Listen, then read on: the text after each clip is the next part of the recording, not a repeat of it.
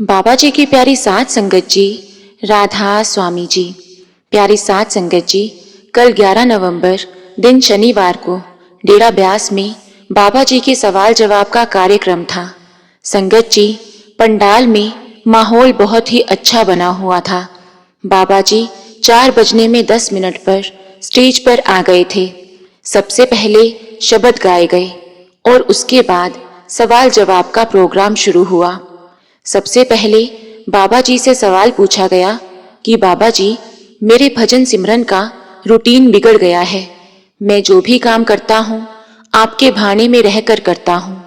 जब मैं काम पर जाता हूँ तो सेवा समझकर सारे काम करता हूँ। तो बाबा जी ने कहा कि बेटा, आप जो भी काम करते हैं सारे काम जरूरी समझकर करो। जैसा कि हुजूर महाराज जी फरमाया करते थे कि मन लगे या ना लगे, लेकिन आपको काम जरूर करना चाहिए। संगत जी, बाबा जी से दूसरा सवाल पूछा गया कि बाबा जी, अगर कोई इंसान बार बार गलती करे तो क्या करना चाहिए। बाबा जी ने फरमाया कि आपको तो अपने कर्मों का हिसाब देना है, किसी और के कर्मों का नहीं। आप अपना देखो। और बेटा, इंसान गलती करता है, लेकिन गलती करने के बाद उस गलती से कुछ सीखना है। बार बार गलती नहीं करनी। हमें परखों में नहीं पड़ना चाहिए और आगे बढ़ना चाहिए। तीसरा सवाल बाबा जी से पूछा गया कि बाबा जी, जिस इंसान पर भरोसा करें वही हमें धोखा दे जाता है। तो बाबा जी ने कहा कि बेटा, इंसान मतलबी है। हर किसी को अपने स्वार्थ से मतलब है, लेकिन आपको ये बात ध्यान में रखनी है कि आपको गलती नहीं करनी। आपने अपनी करनी को देखना है, आपने गलत नहीं होना है।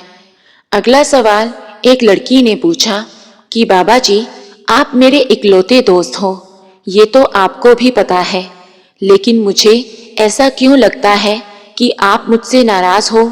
तो बाबा जी ने कहा कि बेटा, गुरु तो एक शीशा होता है। जब तुम गलत काम करते हो तो तुम्हें ऐसा लगता है कि गुरु नाराज है, और जब तुम अच्छा काम करते हो तो ऐसा लगता है कि खुश है। बेटा, ये मन तो परखों में पड़ जाता है, ऐसी कोई बात नहीं है। अगला सवाल बाबा जी से किया गया कि बाबा जी, मुझे ऐसा लगता है कि आपने मेरे लिए दिवाली का लकी ड्रॉ निकाल दिया हो।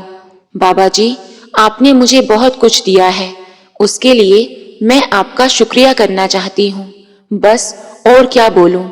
तो बाबा जी ने कहा कि बेटा, बस कदर करो। बाबा जी से अगला सवाल एक लड़के ने पूछा कि बाबा जी, जब मैं लोकल सेंटर में जाता हूँ तो मेरा मन सत्संग में नहीं टिकता। मेरा दिल सेवा में लगता है। मुझे ऐसा लगता है कि मैं बस सेवा ही करता रहूं। तो बाबा जी ने कहा कि बेटा, हमारे लिए दोनों ही काम जरूरी हैं। ये नहीं कि सेवा में मन लगता है तो बस सेवा ही करें।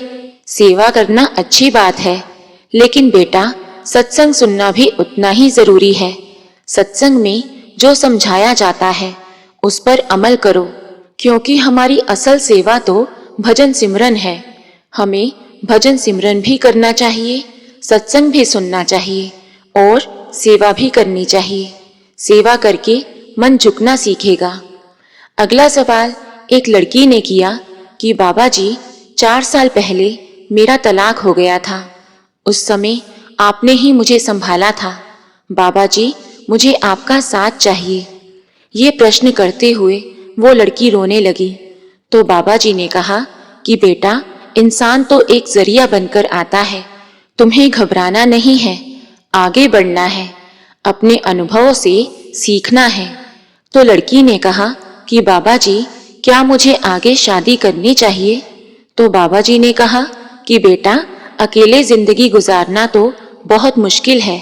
अपने माता पिता से बात करो और आगे के बारे में सोचो। तो लड़की ने कहा कि बाबा जी, कृपा करना कि आपके हुक्म में रहूं और आपके भाने में रहूं।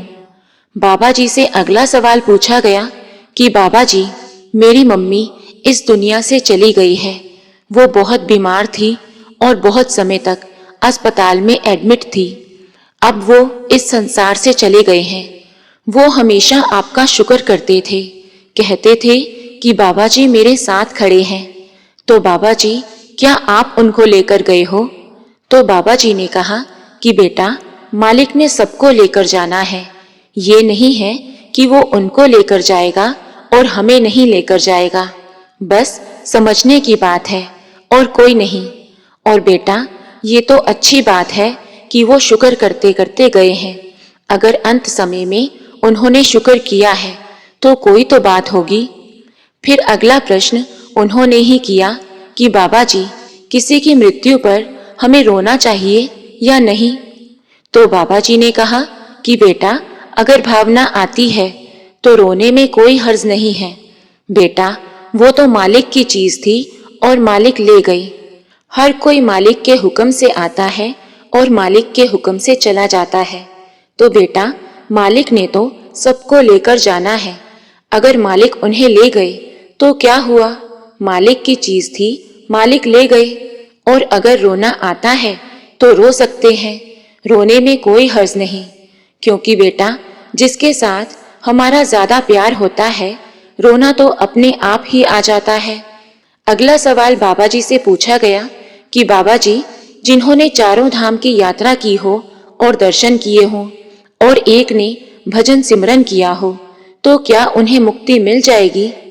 तो बाबा जी ने कहा, बेटा, तू तो मुझे फंसाएगा। बाबा जी की ये बात सुनकर पंडाल में बैठी सारी संगत हंसने लगी। फिर बाबा जी ने फरमाया, बेटा, धर्म स्थान पर जाकर आप यदि उन बातों पर अमल नहीं करोगे तो कुछ हासिल होने वाला नहीं है। क्योंकि बेटा, जो भी मिलेगा अंदर से मिलेगा। लेकिन ऐसा नहीं है कि धार्मिक स्थलों पर जाना ही नहीं चाहिए।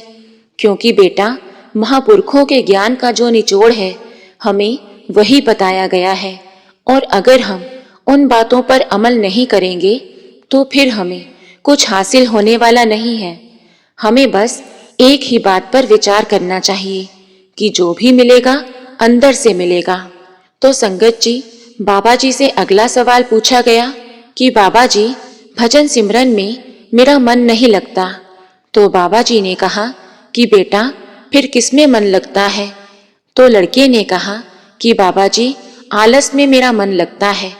तो बाबा जी ने कहा, बेटा, मन आलस में नहीं लगता।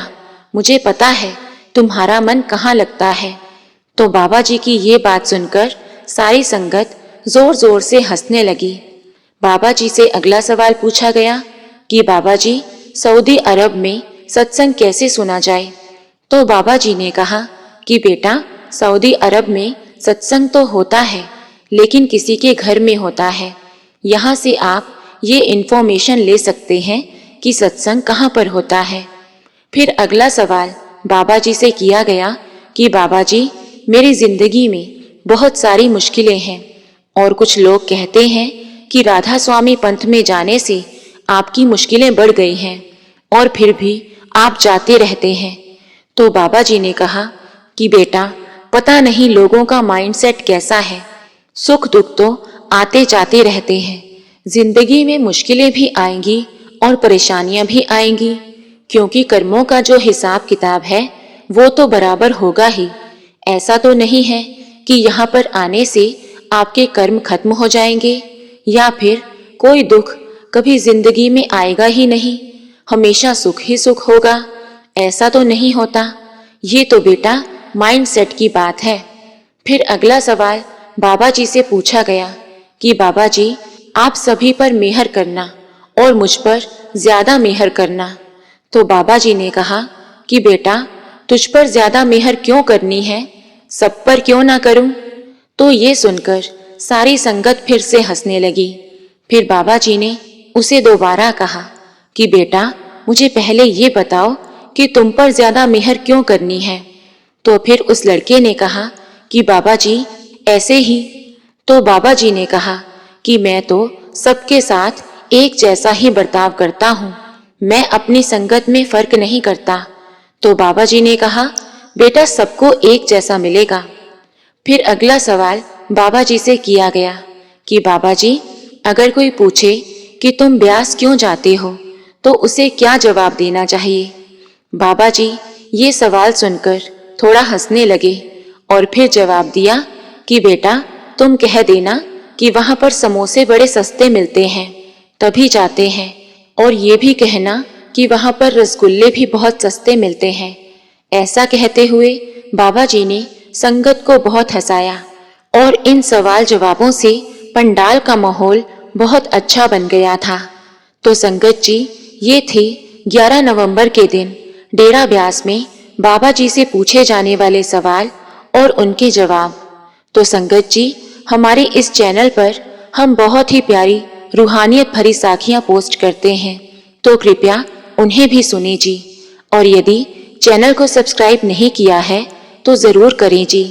राधा स्वामी जी।